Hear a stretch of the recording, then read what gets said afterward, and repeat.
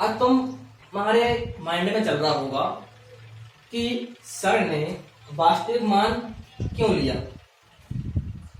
प्रायोगिक मान क्यों नहीं लिया। यहाँ पर हम प्रायोगिक मान भी रख सकते थे, तो क्यों नहीं रखा। तो हमने प्रायोगिक मान इसलिए नहीं रखा क्योंकि ये हमारा अस्थायी मान है। यदि हम एक बार प्रयोग करके हमने वस्तु को नापा, लंबाई को, तो 4 इकाई, फिर मन नहीं माना, दोबारा नाप लिया, फिर हमारा आ गया 450। तो जो हमारे प्रायोगिक मान होते हैं उसमें हमारे मानों में परिवर्तन होते रहते हैं, लेकिन जो हमारा वास्तविक मान है उस लंबाई का वो चेंज नहीं होगा। मतलब इस मार्कर की लंबाई यदि 4 सेंटीमीटर है तो इसमें 4 ही रहेगी। वास्तविक मान जो है वास्तविक मान ही रहेगा। यदि प्रयोग करने से कई मान निकल सकते हैं, कई त्रुटियां हो सकता है, गलती कैसे माप में गलती आ सकती है, लेकिन वास्तविक मान में कोई परिवर्तन नहीं होता है। तो इसलिए हमने यहाँ पर वास्तविक मान लिया। तो निरपेक्ष त्रुटि और वास्तविक मान के अनुपात को हम सापेक्ष त्रुटि कहेंगे। क्या कहेंगे? सापेक्ष त्रुटि कहेंगे। ठीक है। अब आता है हमारा तीसरी गणित, प्रतिशत त्रुटि। एक बात और, इस सापेक्ष त्रुटि को हम और क्या कहते हैं? भिन्नात्मक त्रुटि।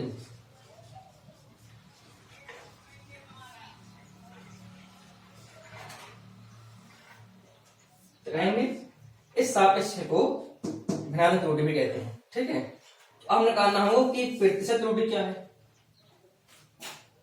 यदि हम सापेक्ष त्रुटि में 100 का गुणा करते हैं तो वो हमारी क्या कहलाती है? प्रतिशत त्रुटि कहलाती है। हमें प्रतिशत त्रुटि निकालना है तो हम कहेंगे कि सापेक्ष त्रुटि में 100 का गुणा कर देते हैं। 100 गुणा करने पर जो मान प्राप्त होता है उसे हम प्रतिशत त्रुटि कहते हैं। आया समझ में? क्या कहते हैं? प्रतिशत त्रुटि कहते हैं। तो अब हम पढ़ेंगे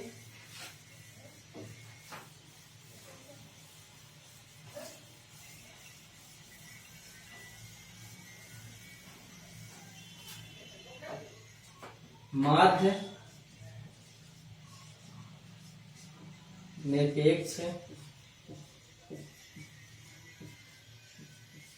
त्रुटि।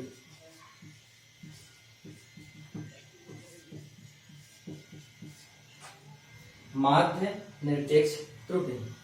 तो हम निरपेक्ष त्रुटि के बारे में पढ़ चुके हैं। अब आगे जुड़ गया माध्य। क्या जुड़ गया? माध्य जुड़ गया। तो हम जानते हैं माध्य मतलब समांतर मान। इसका हम सूत्र जानते हैं कि पदों का योग बटे पदों की संख्या। तो यहाँ पे परिभाषा क्या होगी? माध्य निरपेक्ष त्रुटि। तो यहाँ पे जैसे हमने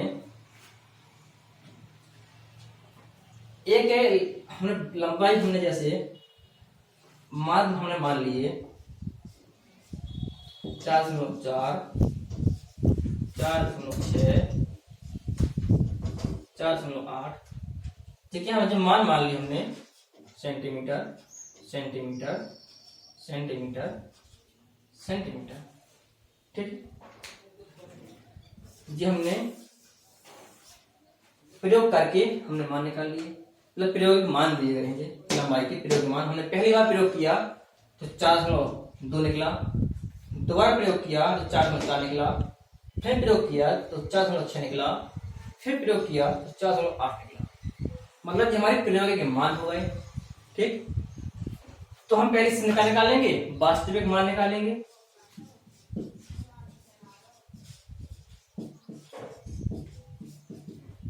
तो वास्तविक मान कैसे निकालेंगे? तो हम पहले सबको उनको क्या करेंगे? जोड़ देंगे।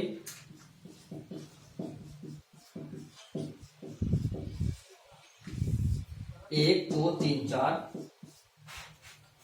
तो हम पहले इसका हम मान निकालेंगे। वास्तविक मान कितना आएगा? मान के हमारे L1 है, L2 है, L3 है, L4 है। ठीक है, हम L निकालना है, वास्तविक मान निकालना है, तो सब हम जोड़ेंगे 4 2 6 6 12 8 20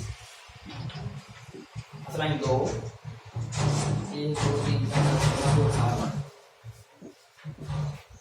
18 बटे 4, इसका भाग देंगे तो 4 चौके 16 दशमलव 4 पंचे 20, 4 चौके 16 2 20, तो हमारा वास्तविक मान आया 4.5। ठीक है, इनका एवरेज ले लिया हमने, एवरेज मतलब वास्तविक मान निकालना था तो हमने इसके पहले क्या लिया, एवरेज निकाल लिया, तो हमारा एवरेज आया 4.5। ये हमारा, इसको मानेंगे वास्तविक मान, जे हमारा वास्तविक मान हो गया। और ये हमारा क्या आएंगी, त्रुटि आई है, 4 बार त्रुटि, हम 4 बार में ऐसी माप में 4 बार नापा तो हमारी 4 त्रुटि आई अलग अलग। हमें निकालना था माध्य निरपेक्ष त्रुटि, समझना माध्य निकाल रहे हैं, माध्य निरपेक्ष त्रुटि क्या होता है।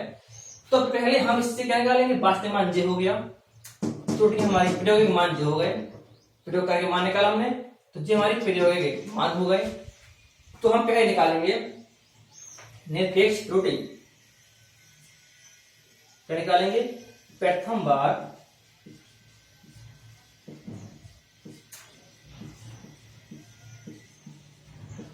निरपेक्ष त्रुटि निकालेंगे, तो ये हमारा क्या कहलाएगा, डेल्टा L1 कहलाएगा, डेल्टा L1 क्यों कहलाएगा, क्योंकि L1 का मान निकाल रहे हैं, इससे मान 4 दी है, 4 मान दिए तो हम इसको डेल्टा L1 मान लेंगे।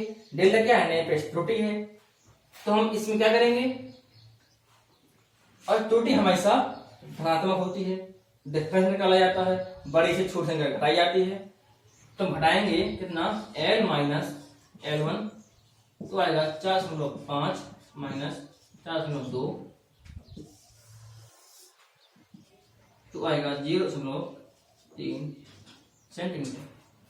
ठीक है, 0.3 सेंटीमीटर आएगा। इसी प्रकार से द्वितीय बार निकालेंगे हम, तो इसको मानेंगे हम डेल्टा L2। ठीक है, डेल्टा L2 निकालेंगे, तो डेल्टा L2 निकालेंगे तो हम L माइनस L2 करेंगे। L का मान है 4.5 माइनस 4.4 0.1 सेंटीमीटर। तो जी हमारा डेल्टा L2 का मान आ गया, मतलब द्वितीय बार में निरपेक्ष त्रुटि आ गई। और तीसरी बार में निकालेंगे निरपेक्ष त्रुटि, तो इसको डेल्टा L3 मानेंगे। ठीक है, डेल्टा L3 मानेंगे, तो असम देखेंगे अब हमारा L3 बड़ा है तो L से घटा देंगे, 4.6 माइनस 4.5 तो आएगा 0.1 सेंटीमीटर। अब निकालेंगे चौथी बार, तो जो आएगा डेल्टा L4। और डेल्टा L4 में हमारा L4 हमारा बड़ा है, L से घटा देंगे, 4.8 माइनस 4.5 बराबर 0.3 सेंटीमीटर। तो जी हमारे क्या आ गए, निरपेक्ष त्रुटि आ गई। हमें निकालना था माध्य निरपेक्ष त्रुटि, अब तो हम आसानी से निकाल सकते हैं माध्य निरपेक्ष त्रुटि। हमने निरपेक्ष त्रुटि में निकाल लिया। निरपेक्ष त्रुटि में हमने पहले बताया था कैसे निकालते हैं, वास्तविक मान से प्रायोगिक मान को घटाते हैं तो हमारा निरपेक्ष त्रुटि निकलती है। अब निकालना है माध्य निरपेक्ष त्रुटि, तो जब हमारी निरपेक्ष त्रुटि हो गई तो हम सूत्र जानते हैं माध्य का, कि पदों का योग बटे पदों की संख्या। तो माध्य निकालेंगे तो जो निरपेक्ष त्रुटि है, निरपेक्ष त्रुटि तो क्या कहेंगे, माध्य निरपेक्ष त्रुटि। जब माध्य निरपेक्ष त्रुटि निकालेंगे, माध्य निरपेक्ष त्रुटि, ठीक है, तो होता है सूत्र हमारा पदों का योग बटे पदों की संख्या। की संख्या है 1 2 3 4।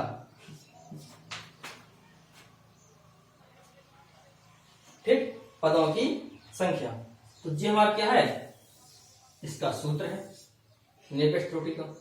ठीक है, तो इसका हम मान रखेंगे डेल्टा L1 का मान 0.3 प्लस 0.1 प्लस 0.1 प्लस 0.3 बटे 4, 3 4 5 3 8 0.8 बटे 4 बराबर 0.2।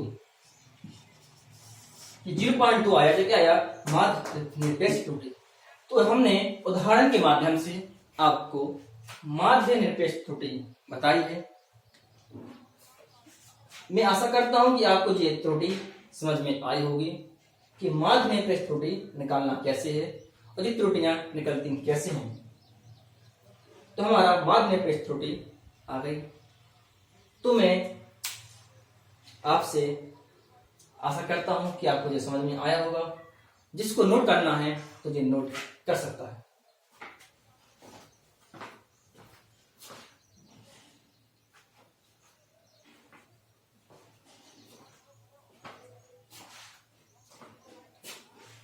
अब मैं अपनी त्रुटि माध्य निरपेक्ष त्रुटि का समापन करता हूं।